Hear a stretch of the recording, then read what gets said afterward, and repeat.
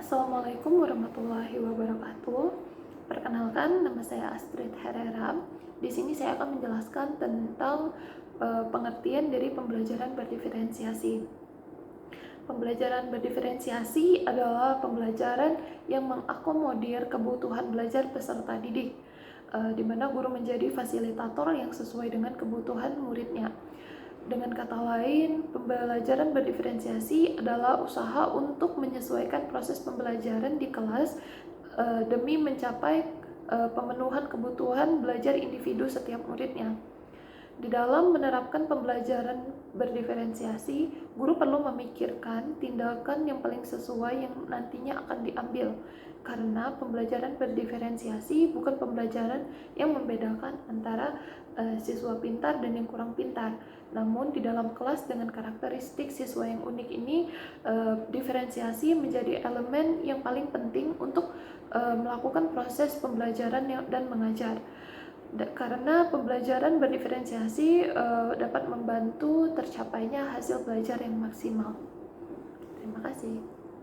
Oke, sekarang saya akan menjelaskan tentang profil belajar peserta didik. Nah, profil belajar peserta didik ini terkait dengan banyak faktor seperti bahasa, budaya, kesehatan, keadaan keluarga, dan kekhususan lainnya. Selain itu, hal ini juga berhubungan dengan gaya belajar siswa itu sendiri. Profil belajar peserta didik ini merupakan pendekatan yang paling disukai peserta didik untuk belajar yang dipengaruhi oleh gaya berpikir, kecerdasan, budaya, latar belakang, jenis kelamin, dan lainnya. Menurut Suprayogi, ada banyak faktor yang mempengaruhi pembelajaran seseorang. Yang pertama adalah bahasa. Bahasa seperti yang kita tahu, di Indonesia ada bahasa Indonesia sebagai bahasa nasional. Nah, meskipun begitu, sekolah di Indonesia pun mempelajari bahasa lain seperti bahasa Inggris dan sebagainya. Namun bahasa ini pun mempengaruhi proses belajar siswa. Mungkin siswa lebih memilih untuk belajar dengan menggunakan bahasa Indonesia, sehingga dalam proses pembelajarannya lebih mudah untuk mengajari siswa menggunakan bahasa Indonesia, seperti itu. Lalu yang kedua yaitu ketertarikan atau minat, yang ini sudah pasti karena minat dari siswa itu bisa menentukan semangat belajar mereka dan juga motivasi mereka. Lalu yang ketiga yaitu apa yang peserta didik pelajari di rumah. Seperti yang kita tahu, rumah adalah sekolah pertama bagi seseorang.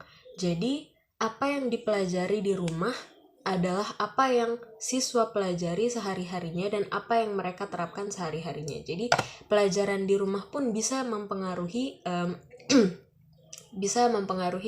proses pembelajaran siswa. Lalu gaya belajar siswa. Gaya belajar pun bisa mempengaruhi proses pembelajaran karena ada banyak gaya belajar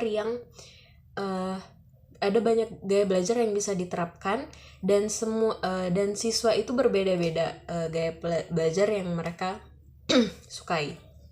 Lalu yang kelima yaitu special needs atau kebutuhan khusus seperti disleksia, ADHD dan sebagainya. Lalu yang keenam yaitu preferensi belajar. Hampir sama seperti gaya belajar, peserta didik ini memiliki acuan pada poin mereka belajar. Jadi mereka mempunyai poin mereka. Lalu yang ketujuh yaitu latar belakang peserta didik. Ini juga contohnya seperti relasi hubungan dengan orang tua dan tempat tinggal. Lalu selanjutnya yaitu konsentrasi.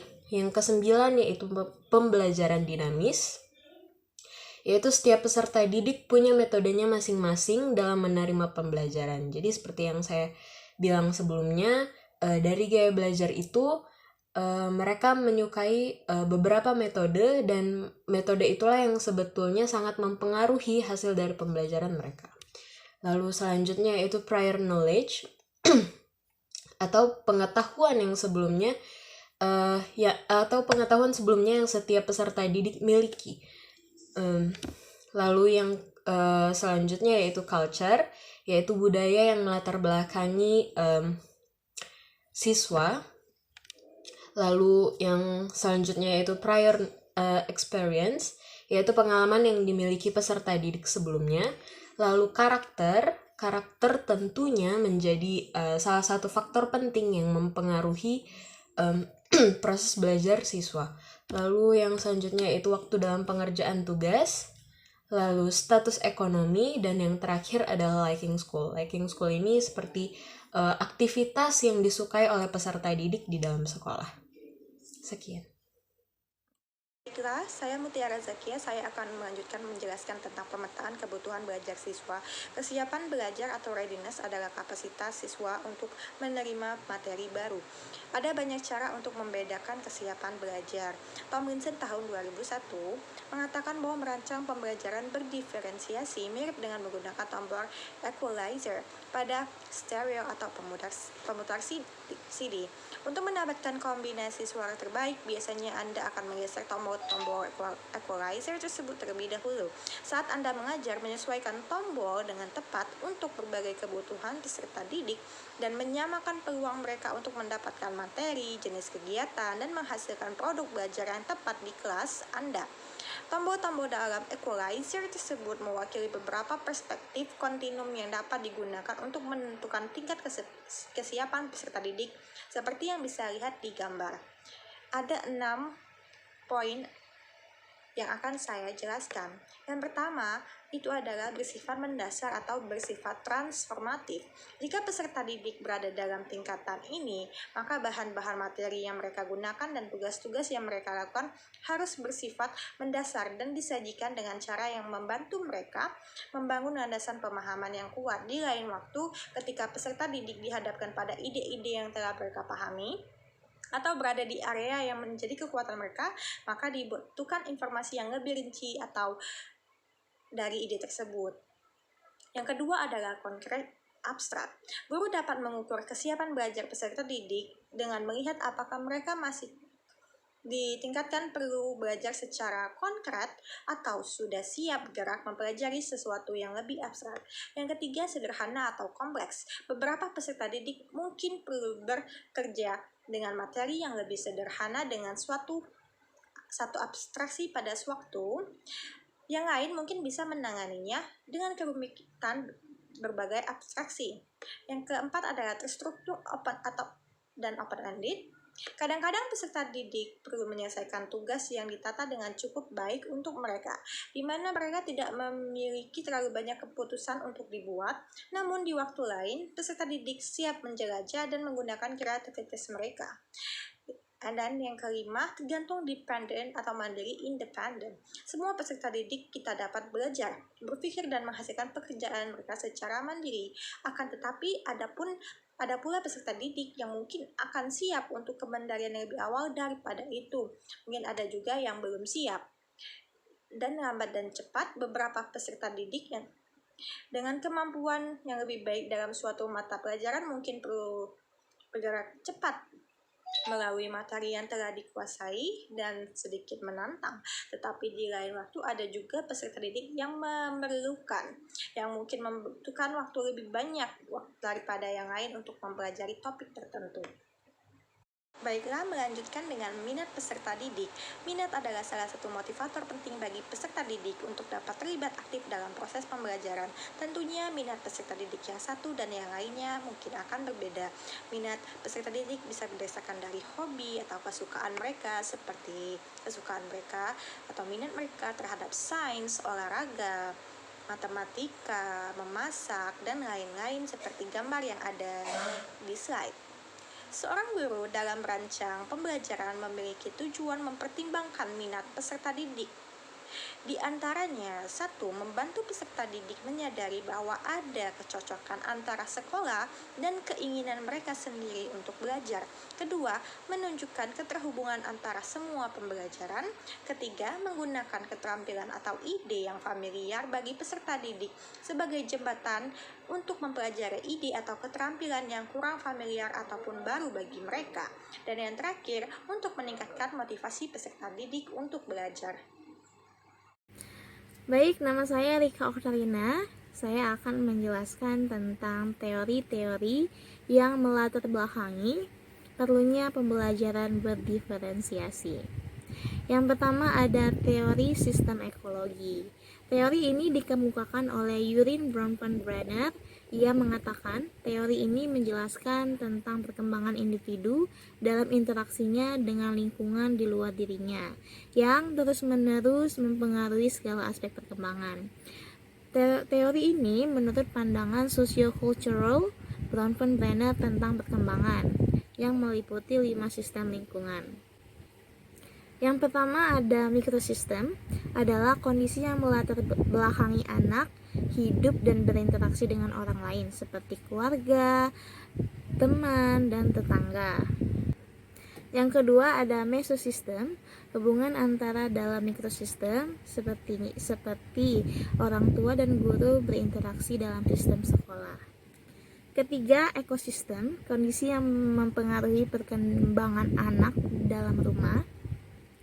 Keempat adalah makrosistem, contohnya adalah anak Indonesia tidak sama dengan anak Amerika.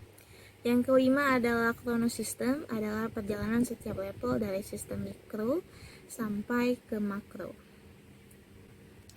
Dalam teori ini dijelaskan bahwa setiap anak memiliki lingkungan yang berbeda-beda antara satu individu dengan individu yang lainnya. Yang kedua, multiple intelligences. Teori ini dikemukakan oleh Howard Gardner. Ia mendefinisikan bahwa intelijensi adalah kemampuan memecahkan persoalan dan menghasilkan produk dalam setting yang bermacam-macam dan dalam situasi yang nyata. Pada teori multiple intelligences ini ada 8 bentuk kecerdasan. Yang pertama ada kecerdasan verbal linguistik, yaitu kemampuan berbahasa seperti membaca, menulis, memahami, serta menggunakan bahasa yang benar. Yang kedua yaitu kecerdasan logis matematis, yaitu kemampuan mengolah angka. Yang ketiga kecerdasan spesial visual, yaitu kemampuan pada bidang ruang dan gambar. Keempat, kecerdasan kinestetik jasmani, yaitu kemampuan dalam melakukan berbagai kegiatan fisik. Kelima, kecerdasan musical, kemampuan dalam memainkan alat musik dan mendengarkan lagu. Keenam, kecerdasan intrapersonal, yaitu kemampuan untuk memahami diri sendiri. Ketujuh, kecerdasan interpersonal, yaitu kemampuan dalam berinteraksi dengan orang lain. Kedelapan, kecerdasan naturalis, yaitu memahami dan mengkategorikan benda-benda di alam seperti hewan atau tanaman dan lain sebagainya. Teori ZPD atau Zone of Proximal Development adalah zona antara tingkat perkembangan potensial dan juga tingkat perkembangan aktual. Tingkat perkembangan aktual dapat dilihat dari kemampuan anak menyelesaikan tugas secara mandiri. Sedangkan tingkat perkembangan potensial itu dilihat dari kemampuan anak menyelesaikan tugasnya dengan bantuan atau bimbingan orang dewasa atau orang yang ahli dalam bidangnya. Sebagai contoh, seorang anak ingin belajar bagaimana cara mengendarai sepeda. Lalu, anak tersebut pertama diberi bimbingan oleh orang tua secara scaffolding, yaitu dengan memberi roda bantuan pada sepeda tersebut sebagai bentuk potensial, perkembangan potensial dalam diri anak tersebut supaya terbiasa.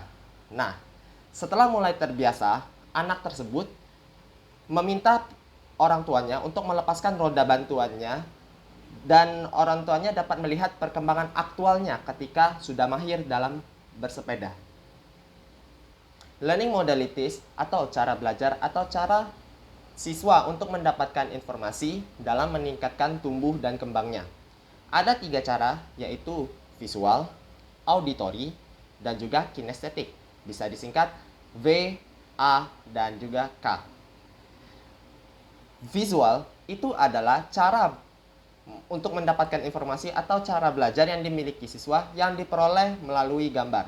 Sebagai contoh, seorang anak diberikan gambar buah-buahan dari orang tuanya untuk mendapatkan informasi supaya anak itu bisa mengingat nama-nama buah-buahan yang ada di sekitar kita.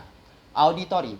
Auditory itu adalah cara belajar atau cara untuk mendapatkan informasi yang diperoleh lewat pendengaran atau suara. Sebagai contoh, seorang ibu mengajarkan anaknya untuk mengeja nama keluarga, misalkan nama ayah, nama A.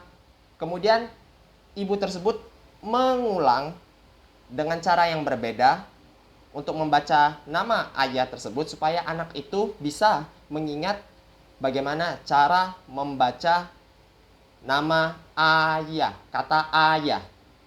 Kemudian yang terakhir yaitu kinestetik.